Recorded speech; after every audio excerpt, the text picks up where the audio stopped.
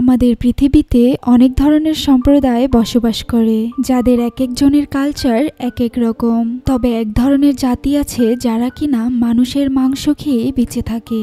একবার ভাবুন তো, মানুষ হয়ে মানুষকেই খাদ্য হিসাবে ব্যবহার করছে। কি ভয়ঙ্কর এই জাতি, তাই না? আজকে এমনই একটি মুভি এক্সপ্লেইন করতে চলেছি।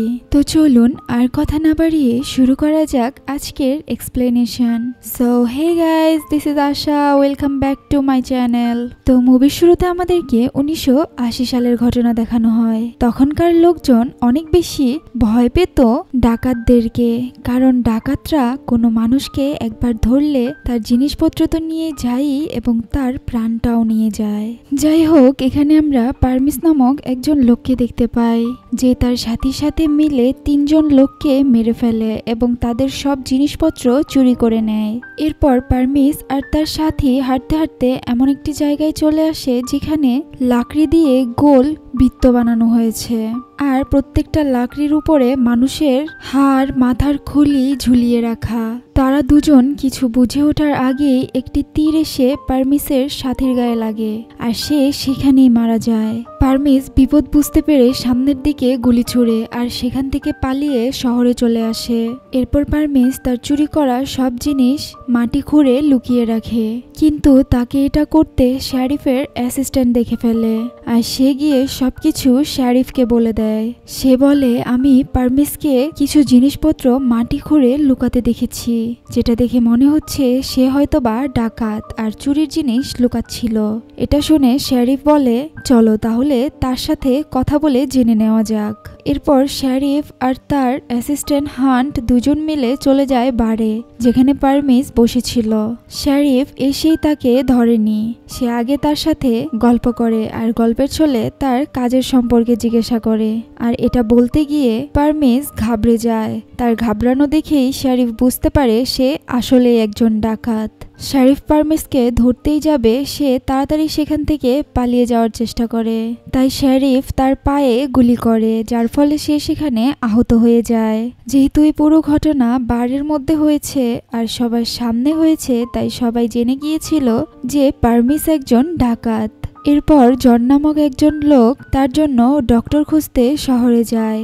এই শহরে একজনই ডক্টর ছিল।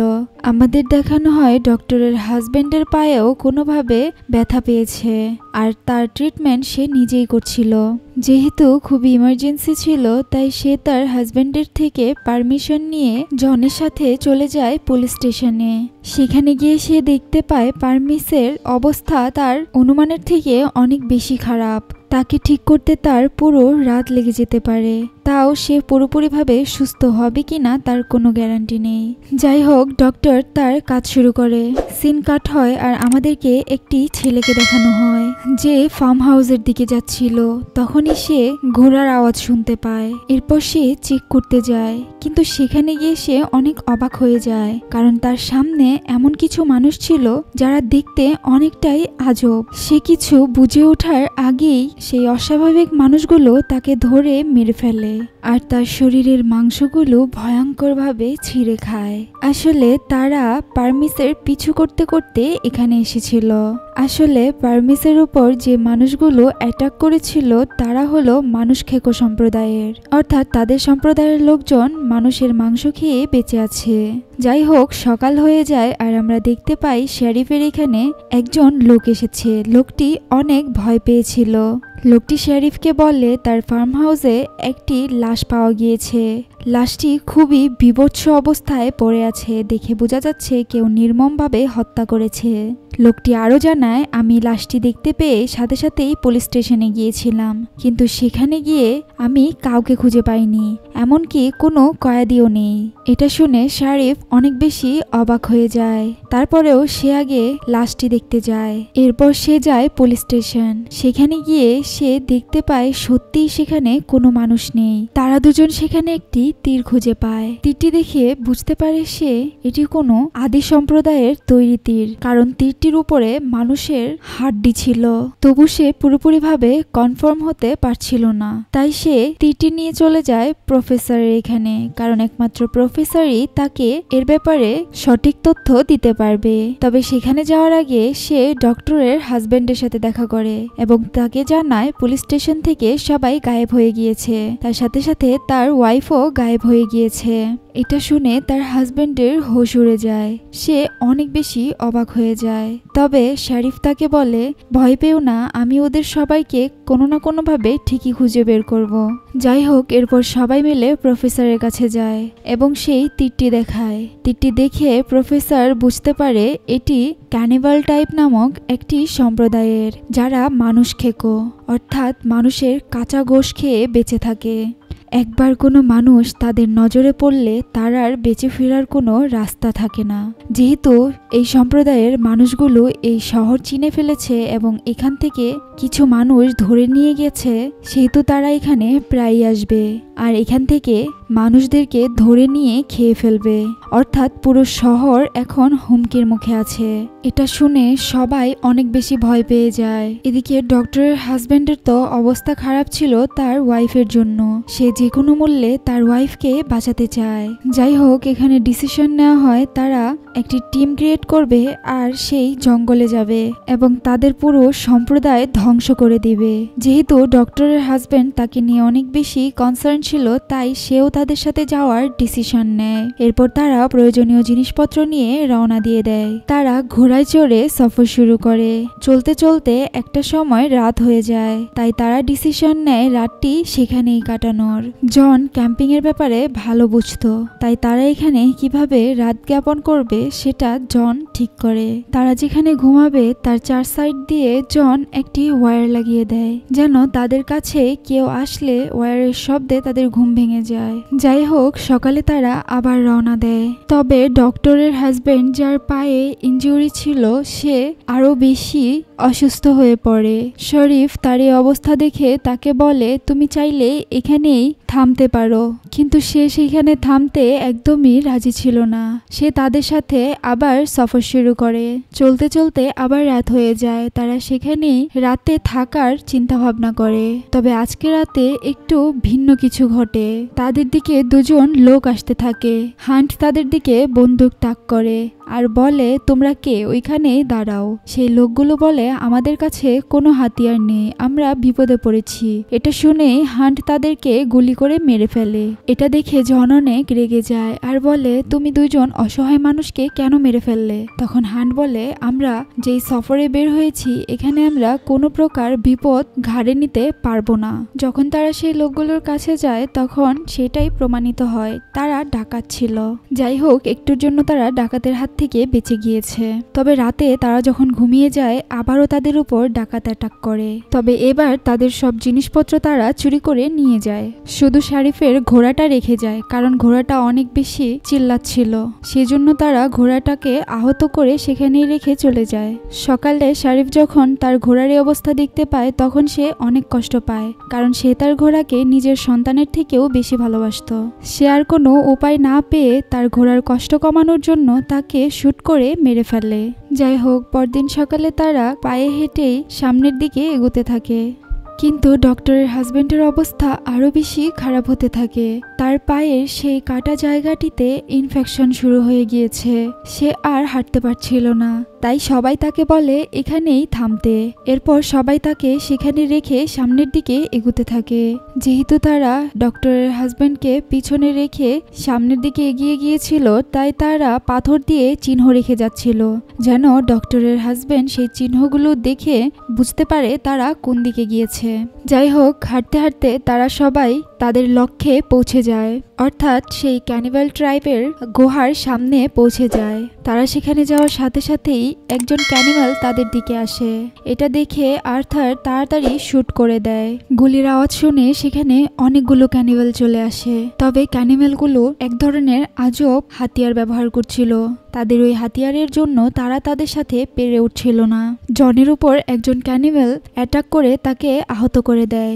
জনের অবস্থা খুবই খারাপ ছিল, এমনকি সে উঠে দাঁড়াতে দাঁড়াতে পারছিল না, তাই শরিফ তাকে সেখানে রেস্ট নিতে বলে ক্যানিমেলদের সাথে লড়াই করতে চলে যায়। তবে জন অনেক বেশি সাহসী, সে মৃত্যুর আগে সেখানে বসেই 3 জন ক্যানিমেলকে শুট করে মেরে ফেলে। যাই হোক, বাকি সবাইকে ক্যানিমেলগুলো ধরে ফেলে আর পিঞ্জিরাতে বন্দি করে দেয়। সেখানে তারা সামনের পিঞ্জিরাতে বাকি সব লোকদেরকে দেখতে পায়, যাদেরকে আগে শহর থেকে ধরে আনা হয়েছিল। বাট সেখানে এখন শুধু 2 জন মানুষই আছে। শরিফ তাদের জিজ্ঞেস করে বাকি লোকজন কোথায়, পারমিস কোথায়? তখন ডক্টর বলে তাকে তো ক্যানিমেলসগুলো ধরে মেরে খেয়ে ফেলেছে, এখন শুধু আমরা 2 জনই বেঁচে আছি। তখনই সেখানে একজন ক্যানিমেল আসে আর তার কাছে থাকা এক ধরনের বাঁশি বাজিয়ে বাকি সবাইকে সেখানে ডেকে আনে। সবাই মিলে ডক্টরের সাথে থাকা ছেলেটিকে বের করে, তার সব কাপড় খুলে এবং 2 পা ধরে তাকে মাঝখান থেকে একদম ছিঁড়ে ফেলে। এটা দেখে সবাই অনেক বেশি ভয় পেয়ে যায়, কারণ কিছুক্ষণ পর তারাও তাদের খাদ্য হতে চলেছে। শরিফ বলে আমার দৃঢ় বিশ্বাস ডক্টরের হাজবেন্ড আমাদের সবাইকে বাঁচাতে আসবে। এটা শুনে ডক্টর বলে আর্থার কোথায়? এরপর শরিফ বলে সে তোমাকে বাঁচানোর জন্য আমাদের সাথে আসছিল, তবে অর্ধেক রাস্তায় তার পায়ের অবস্থা খুবই খারাপ হয়ে যায়, তাই আমরা তাকে সেখানেই রেখে সামনের দিকে এগিয়েছি। এটা শুনে ডক্টর অনেক বেশি রেগে যায় আর বলে তোমরা আমার হাজবেন্ডের সাথে এমনটা কিভাবে করতে পারো? তাকে একা ফেলে কিভাবে চলে আসলে? যাই হোক, শরিফ ডক্টরকে জিজ্ঞাসা করে এখানে কয়জন ক্যানিভেলস আছে? তখন ডক্টর বলে এখানে 12 থেকে 15 জনের মতো আছে। শরিফ বলে বাহিরে অলরেডি আমি একজনকে মেরে ফেলেছি এবং জন 3 জনকে মেরেছে, সো আর 12 থেকে 13 জনের মতো আছে। নিজেদেরকে বাঁচানোর জন্য তারা একটি প্ল্যান করে। প্ল্যান অনুযায়ী শরিফের অ্যাসিস্ট্যান্টের কাছে একটি ওয়াইনের বোতল ছিল, তারা সেই বোতলে বিষ মিশিয়ে দেয় আর এমনভাবে লড়াই করতে থাকে যেন ক্যানিভেলসগুলো দেখে মনে করে এটা বিশেষ কিছু, আর তাদের প্ল্যান সাকসেসফুল হয়। একজন ক্যানিভেলস তাদের লড়াই করতে দেখে মনে করে এটা বিশেষ কিছু আর তাদের কাছ থেকে সেই বোতলটা নিয়ে নিজেরা খেতে থাকে। তখন সেই ওয়াইন তারা 3 জন খেয়েছিল আর একটু পরেই তারা মারা যায়। এরপর আমাদেরকে আর্থারকে দেখানো হয়। আর্থার সেই গেট পর্যন্ত চলে এসেছে। 2 জন ক্যানিভেলস ওকে দেখে ফেলে, কিন্তু আর্থার তাদেরকে শুট করে মেরে ফেলে। এরপর সে তাদের কাছে যায় আর দেখতে পায় তাদের গলায় এক ধরনের বাঁশি ঝুলানো। সে সেই বাঁশিটি বাজায় আর সেখানে আরো কয়েকটা ক্যানিভেলস আসে। আর্থার তাদেরকেও শুট করে মেরে ফেলে। বেশিরভাগ ক্যানিভেলসকে আর্থারই মেরে ফেলেছে, এখন আর 5-6 জনের মতো আছে। এরপর আমাদের জেলের ভিতরের সিন দেখানো হয়, যেখানে ক্যানিভেলসগুলো জেনে গিয়েছে শরিফ গেম খেলে তাদের 3 জন ক্যানিভেলসকে মেরে ফেলেছে, তাই তারা শরিফকে ভিতর থেকে বাহিরে বের করে আর বেঁধে শাস্তি দিতে থাকে। তখনই তারা বাহিরে বন্দুকের আওয়াজ শুনতে পায়। এটা শোনার সাথে সাথে সব ক্যানিভেলসগুলো বাহিরে যায় দেখতে, তবে তারা একজন ক্যানিভেলসকে এখানেই রেখে যায় আর ক্যানিভেলটি শরিফের অ্যাসিস্ট্যান্টের গলায় পা দিয়ে দাঁড়িয়েছিল। সে চালাকি করে সেই ক্যানিভেলটিকে মেরে ফেলে। অন্যদিকে বাহিরে যে ক্যানিভেলগুলো গিয়েছিল এবং ক্যানিভেলের লিডার গিয়েছিল তাদেরকে আর্থার গুলি করে মেরে ফেলে। এরপর সে ভিতরে আসে। ভিতরে এসে সে শরিফকে বলে সে কয়জন ক্যানিভেলকে মেরেছে। শরিফ হিসাব করে বলে আর মাত্র 3 জন ক্যানিভেল বেঁচে আছে, তোমরা সবাই এখান থেকে পালিয়ে যাও। আমি যেহেতু একটু পরে মারাই যাব, তাই আমি এই 3 জন ক্যানিভেলকে শুট করে মেরে ফেলবো, কারণ তার উপরে ক্যানিভেলগুলো এতটাই অত্যাচার করেছে যে তার আর বেঁচে থাকার কোনো আশঙ্কা নেই। যাই হোক, তার কথা মতো সবাই সেখান থেকে বের হয়ে যায়। যদিও তাকে ফেলে যেতে অনেক কষ্ট হচ্ছিল, তবু তারা চলে যায়, কারণ নিজেদের বাঁচতে হলে এটা করতেই হতো। আর তাছাড়া আহত শরিফকে তারা এত দূর নিয়েও যেতে পারবে না। এরপর তারা হাঁটতে হাঁটতে অনেক দূর চলে আসে। তখনই তারা 3টি গুলির আওয়াজ শুনতে পায় আর বুঝতে পারে শরিফ ক্যানিভেলগুলোকে মেরে ফেলেছে। মুভির লাস্ট সিনে আমাদেরকে দেখানো হয় শরিফ তার শেষ নিঃশ্বাস ত্যাগ করছে আর বেঁচে আছে এখন তারা 3 জন, যারা নিজেদের প্রাণের ঝুঁকি নিয়ে তাদের শহরকে রক্ষা করেছে।